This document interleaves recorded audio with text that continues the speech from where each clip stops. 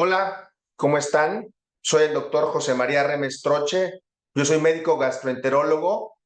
Actualmente trabajo en la ciudad de Veracruz, México, y para mí es un placer y una gran distinción poder ser parte de esta cuarta jornada internacional de escleroderma. Agradezco muchísimo la invitación para platicar con ustedes en los siguientes minutos respecto a las manifestaciones digestivas de esta enfermedad que todos ustedes conocen muy bien.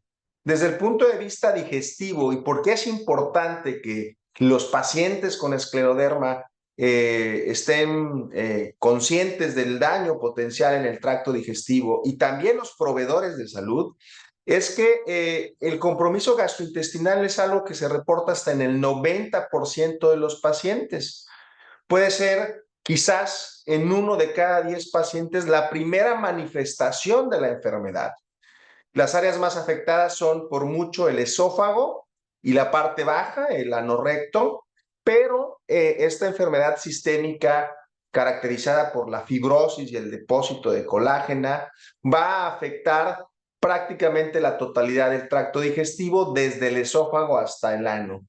Y vamos a repasar rápidamente a lo largo de esta charla cuáles son esas manifestaciones en esófago, en estómago, páncreas, intestino delgado, colon, recto, y no es el objetivo de la charla, pero también recordar que potencialmente alguno de los fármacos que se ingieren pueden tener alguna afectación a nivel hepático. Es muy interesante y esto es algo que nosotros como gastroenterólogos especialistas a veces somos del que se establece el diagnóstico de escleroderma por condiciones como reflujo crónico, ¿no? Entonces, muy importante y iremos repasando cada una de estas enfermedades. Primero, empezando por la manifestación en cavidad oral.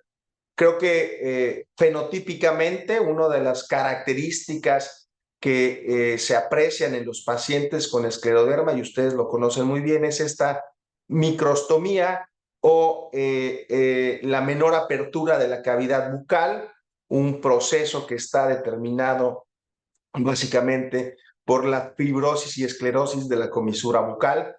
Y la traducción de este problema es cómo a lo largo del tiempo se va a disminuir la capacidad de la primera parte de la masticación y la deglución, junto con otra manifestación que es la sequedad o gerostomía de la sequedad en la lengua, ¿no? Aunque pareciera que son afecciones quizás estéticas, mi visión es que son alteraciones muy funcionales. Gran parte de las manifestaciones digestivas que empiezan en la boca vienen por esa pobre capacidad que tenemos para masticar los alimentos o para salivar y que entonces puedan transitar de forma adecuada a nivel esofágico. 10 al 70% de los pacientes con escleroderma tienen esta condición y hasta 60-70% la sequedad de boca, y parte de las recomendaciones en nuestros pacientes es mejorar la cavidad, la limpieza, la higiene oral y el suplementar con algunos compuestos que suplan o que lubriquen los alimentos. Por mucho, el esófago es el órgano más afectado en la escleroderma. En alguna de sus variantes, por ejemplo, en el síndrome de Crest o en la esclerosis sistémica localizada, 80% de los pacientes tienen anormalidades esofágicas. 90% van a tener enfermedad por reflujo, una condición que, como veremos más adelante, es consecuencia de que el ácido del estómago llega y agrede a la mucosa del esófago. Esta condición, estos pacientes con escleroderma que tienen enfermedad por reflujo, la causa es una fibrosis y una esclerosis del esófago, pierde la capacidad de moverse, pierde la capacidad de secretar bicarbonato, agua y saliva que los proteja del ambiente ácido. Incluso en nuestros pacientes hay algunas formas de la enfermedad que pueden ser un poquito más graves, como el esófago de Barrett, y además esto coexiste con otras enfermedades reumatológicas como lupus, artritis y diabetes. Esta dismotilidad esofágica, y estos son un par de placas o de imágenes de rayos X donde se ve que el esófago se vuelve prácticamente tubular, pierde la capacidad de moverse, pierde la capacidad de generar una resistencia para que no haya reflujo, pues va a condicionar que los pacientes tengan estos síntomas típicos que son las agruras, en el término médico es pirosis o en inglés heartburn, pero agruras es un término muy utilizado en Latinoamérica, junto con regurgitaciones, y estos episodios son frecuentes, ocurren más de 2, 3 veces por semana, afectan la calidad de vida. Y por ejemplo, aunque es una enfermedad muy común, en Estados Unidos el 7% de la población puede tener síntomas de reflujo, que tengan reflujo severo es un poquito más raro, pero los pacientes con escleroderma prácticamente el 90% va a tener. Y esta es una caricatura que ilustra muy bien cómo el ácido del estómago en estos casos sube, asciende, entra en contacto con el esófago. A veces hay alteraciones incluso relacionadas con la postura. Aquí ven una caricatura como en un paciente en la noche acostado hay mayor probabilidad de que el ácido del estómago entre en contacto con el esófago y lo lesione. Y si perdemos la capacidad de producir saliva, de que el esófago se mueva, de que nuestro epitelio esté resistente, es muy probable que aparezca la enfermedad por reflujo. Sintomáticamente, esta es una enfermedad que se caracteriza, les decía yo, por pirosis, regurgitaciones, hay erosiones. Algunos otros pacientes tienen otras manifestaciones como tos, eructos, náuseas, hipo o manifestaciones incluso en la garganta. Y esto no es nada más que la consecuencia de que el ácido llega más allá del esófago, se llaman manifestaciones extraesofágicas que van a producir este tipo de síntomas. Les voy a mostrar unas imágenes de endoscopía, es la forma con la cual nosotros evaluamos el esófago, y ustedes pueden ver que en un paciente que no tiene erosiones, la mucosa del esófago se ve así, como rosa asalmonado. Los pacientes que tienen erosiones, el ácido va produciendo estas úlceras que, además de que son muy molestas, pueden generar algunas otras complicaciones. Y esta condición que se llama esófago de Barrett, que es relativamente frecuente en los pacientes con escleroderma y enfermedad por reflujo avanzada, pues es una condición que se considera un cambio premaligno o un factor de riesgo para cáncer de esófago. Y el objetivo del tratamiento entonces va a depender en los pacientes no nada más del síntoma, sino en mejorar la calidad de vida y que esas erosiones o que esas ulceritas no avancen, no se compliquen y que no se vaya a desarrollar incluso una neoplasia maligna como el cáncer de esófago. Entonces, un poco en el objetivo del tratamiento de los pacientes con enfermedad por reflujo y escleroderma es controlar el síntoma, pero evitar el daño, y muchos de los pacientes van a requerir tratamiento médico de forma prolongada. Son casos un poco difíciles de tratar a veces, donde tenemos que combinar varios medicamentos. Y en la actualidad tenemos varios fármacos, quizás algunos de ustedes estén tomando este tipo de medicamentos o los hayan tomado, antiácidos como medicamentos de primera línea, estos medicamentos que quitan rápidamente el síntoma, como el magnesio, el hidróxido de aluminio, el subsalicilato de bismuto. Hay fármacos que evitan un poco el reflujo, que son fármacos procinéticos, pero el día de hoy lo que se consideran estándares de oro son estos fármacos que se llaman inhibidores de la bomba de protones, ¿no? En general, los pacientes con escleroderma y con reflujo tienen que tomar este tipo de medicamentos para mantener en control la enfermedad por reflujo. Quiero pasar ahora a otro síntoma que es muy frecuente en los pacientes con escleroderma, que es la disfagia, que es esa incapacidad para poder tragar o deglutir en el inicio, aunque esto es más frecuente en los ancianos, prácticamente es algo que en un trastorno con la escleroderma puede estar presente. 10 a 15% de los pacientes hospitalizados pueden tener síntomas de disfagia, pacientes con enfermedades neurológicas, pacientes con enfermedades sistémicas, y es un poco esta incapacidad para iniciar la deglución. Esto sería un problema a nivel de la orofaringe, o una incapacidad para que el alimento pase de forma libre.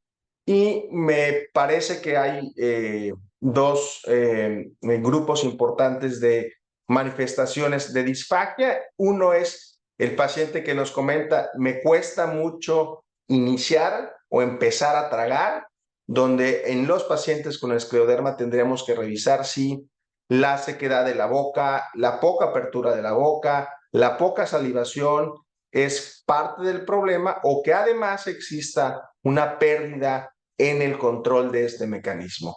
Hay otros pacientes que nos refieren que tragan bien, que el problema no es en el inicio, sino es después de tragar, que refieren que sienten que se atasca el alimento, que no pasa, que les genera dolor. Y aquí muchas veces este síntoma es consecuencia de una complicación de la enfermedad por reflujo, como el tener esas erosiones que les mostraba anteriormente. Pasemos al estómago. A nivel gástrico, a nivel estómago, los síntomas que deben de hacer pensar que hay una enfermedad gástrica son síntomas que de forma global nosotros como médicos los agrupamos en algo que se llaman síntomas de dispepsia.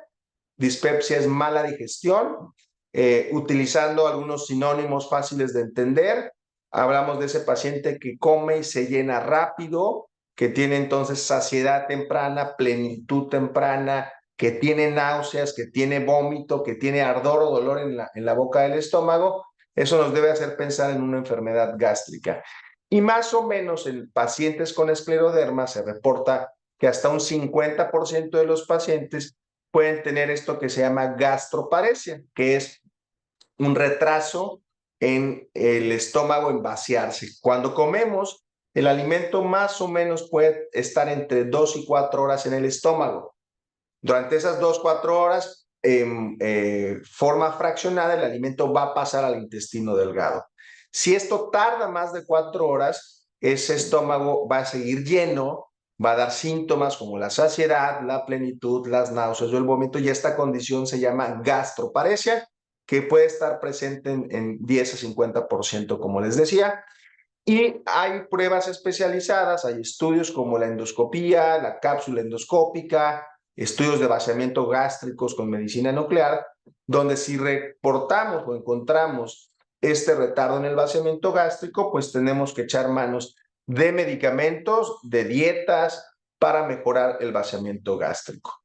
En intestino delgado, más o menos entre el 40 y el 80%, pueden desarrollar manifestaciones bajas. Intestino delgado, cuando hablamos de intestino delgado, hablamos de otro grupo de síntomas, donde quizás los más importantes son la inflamación o la distensión abdominal y los cambios en las evacuaciones, ¿no? Estreñimiento, diarrea, flatulencias excesivas. Aquí hay una condición importante que también pueden tener algunos pacientes con escleroderma, que es la sobrepoblación bacteriana o el sobrecrecimiento bacteriano, es decir, hay algunas bacterias que van a proliferar en exceso porque el intestino no se puede mover muy bien, y esta es una condición que requiere tratamiento no nada más de síntomas, sino algunas veces es la causa para recibir cursos de antibióticos o de probióticos que frecuentemente se van a utilizar en estos pacientes. Hablando de intestino delgado, y esto no nada más para los pacientes con escleroderma, sino en general, recordar que el intestino es una comunidad donde además de que existen las células propias del intestino, hay bacterias, virus, hongos, parásitos que viven en simbiosis, que viven en un ambiente como si fuera un campo fértil, y que de repente esta pérdida de este balance, que es lo que sería el término de disbiosis, lo usamos para hablar de que hay alteraciones en la microbiota intestinal como consecuencia de un cambio adverso. Es decir, de repente viene una infección viral, viene una prescripción de un antibiótico que no era necesario y la microbiota intestinal se barre, se pierde, este campo fértil lo deja de ser, y entonces es susceptible a que lleguen agentes externos, bacterias, patógenos que den enfermedades más severas. Este término de disbiosis lo mencionamos mucho en gastroenterología porque pudiera ser la causa de síntomas como la diarrea, la inflamación, la distensión abdominal. Son mecanismos muy complejos y en esta caricatura el objetivo es nada más ilustrar cómo estas bacterias, que son parte de nuestra flora intestinal normal, van a cumplir funciones muy importantes. Si esto se llega a perder, entonces tenemos que corregirlo. Y les hablaba de este término que se llama sobrepoblación bacteriana. Recuerden que el tracto gastrointestinal no es estéril, estamos en convivencia con todos estos microorganismos y que de repente que estas bacterias proliferen de más o que estén en cantidades anormales en las partes más cercanas o proximales del intestino delgado, van a condicionar esto que se llama sobrepoblación bacteriana.